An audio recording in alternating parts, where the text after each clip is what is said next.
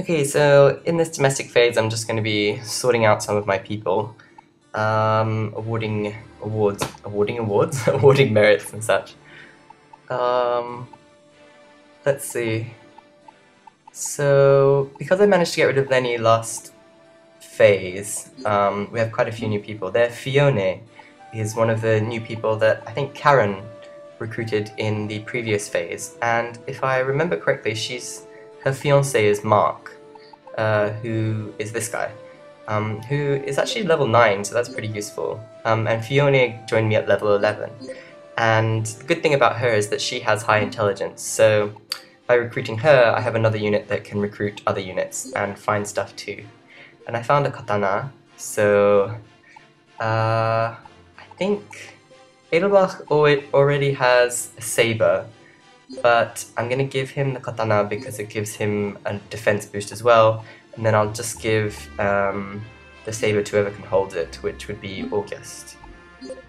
And then accessories, I picked up a magic ring, which increases your MP by 2 and increases your charge by 10. Charge is how quickly your magic bar fills up, so therefore how often you can cast. Most of my main mage characters, like Sanith and Denny, already have magic boosting accessories, so I'm going to give it to Edelbach since it boosts MP so that he can use cross slash more often. Now just going to fortify stuff. One of the new generals that joined me together with Lenny, Moon Palace General. I don't know if I get to use him here for some reason. He might not be in a castle. I might have been moving him. He has really good build, so he's very useful for building up your castles. Getting close to level 10 with a bunch of them, which is good. The higher the level of your castle, the more units you can hire, the more units are available to you. For example, although they fill up over time, a level 1 castle I think can only carry 60 spare units. Don't quote me on that, it's something like that. Whereas a level maybe 12 castle I think is 250 or something. So it's much easier to refill your generals after a battle. I think his name is Santiago. I just saw his name for a second.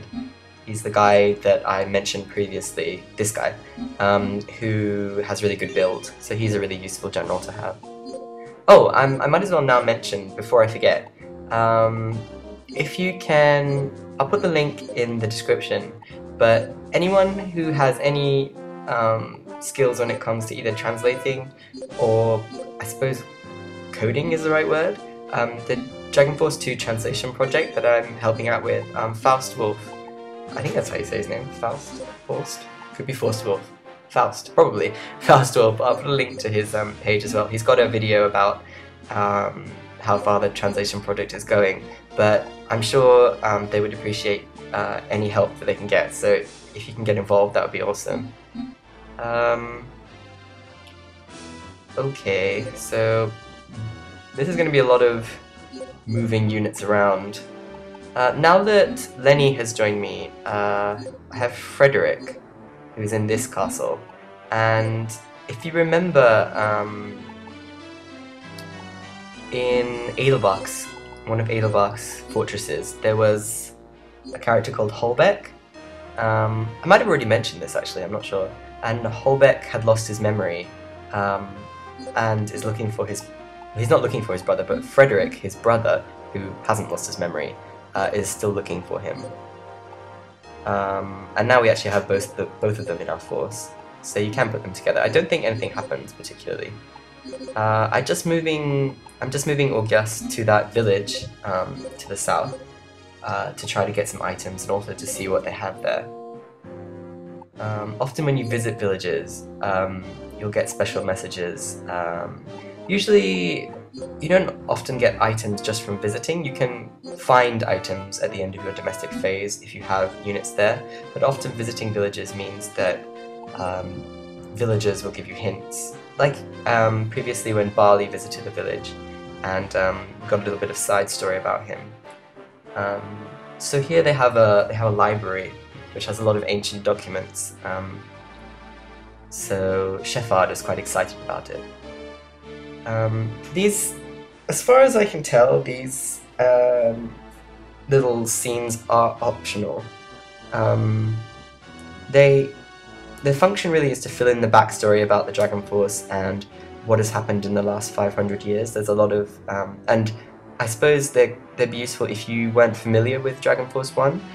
They tell you about the Dragon Force and the Star Dragon and the 8 heroes who were the monarchs in the previous game.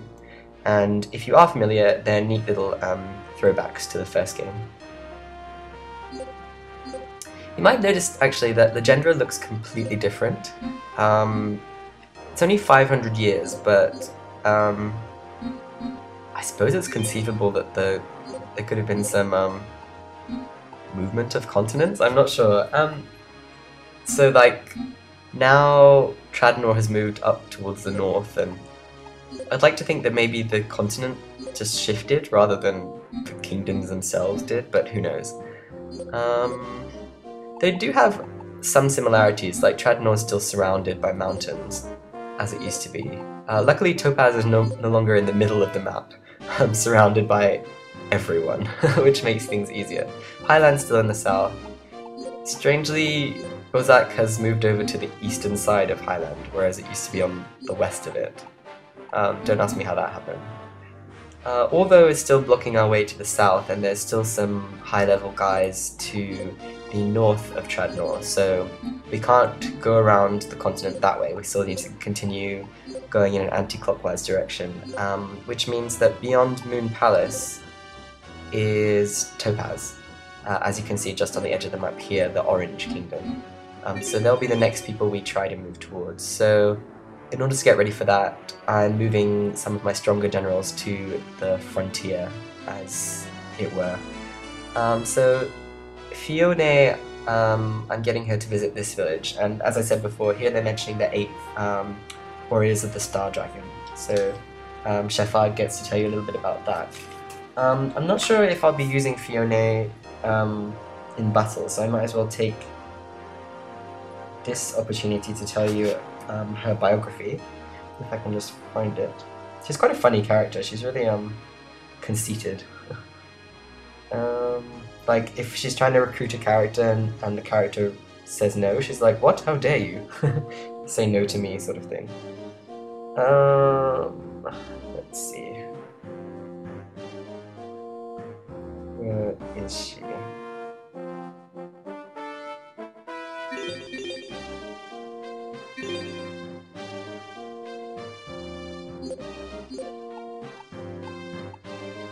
Okay, Fiona. She's a mage. Her element is darkness. Her starting level is 11, so she's a good character to recruit early on. She's 22, female, an elf, and she's from Moon Palace, or Pale Moon. And she's engaged to Mark, who I showed you in that domestic phase just earlier. She walks all over Mark, but he doesn't necessarily realize. And she's a member of the wandering troupe of magicians, the Cat's Cross. There are a bunch of those characters, actually, that we'll come across.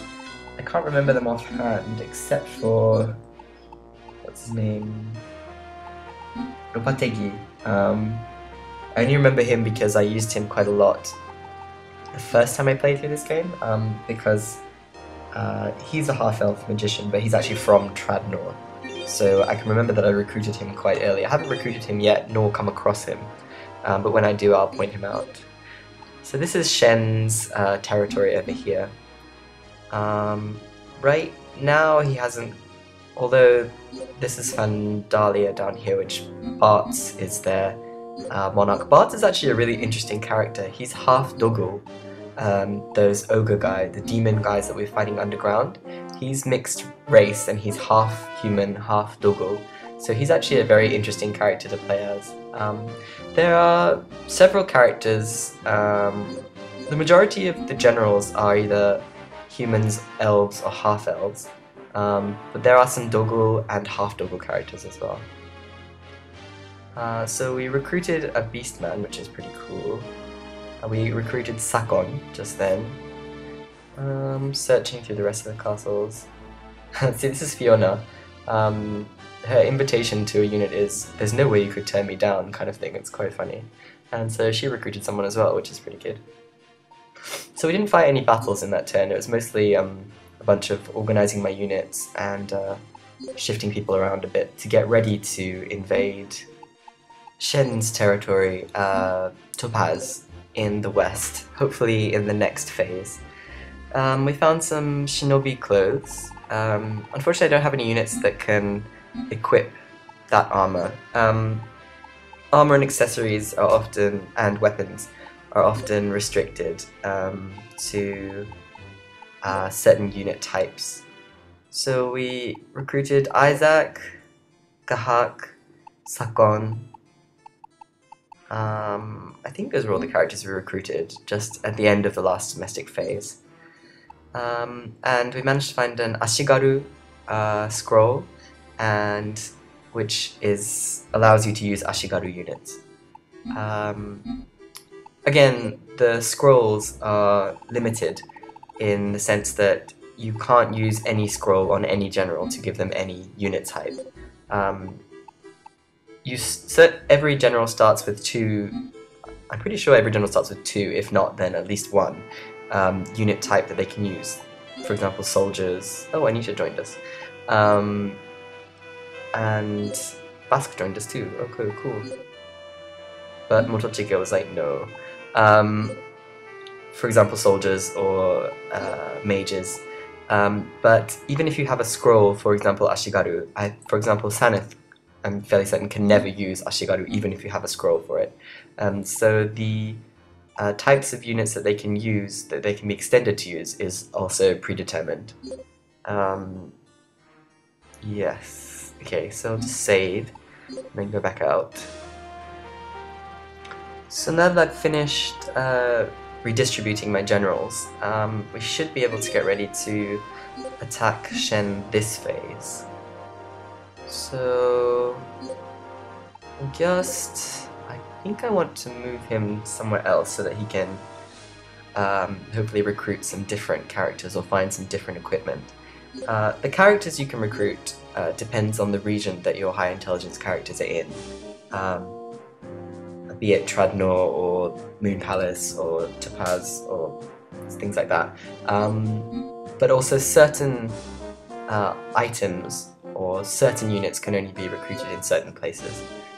You just have to look up stuff like that. Some of it makes a lot of sense, like units that are loyal to Tradnor from Tradnor are often found in Tradnor. But that isn't always the case. So if there's a specific unit you want to recruit, then you probably need to check where you should place your units to recruit that person. Okay. Because I managed to recruit some of my prisoners of war, there we have Bask and Anita, who I newly recruited. The castle that they were being held as prisoners in, they join as generals, and they usually start with no units, so you need to remember to fill them up if you want to use them to defend anything. Now, I'm just checking out the troops that Shen has here. I'm deciding who to send myself. This is their sort of eastern vanguard, so there's quite a few units in here, and we're at a disadvantage because we're attacking their castle, so they'll get a slight defense boost. Luckily, it's not a very high level castle. I think Shime in particular is going to be a little bit tough because he's quite high level, so he might have some skills that we need to that we might have to deal with.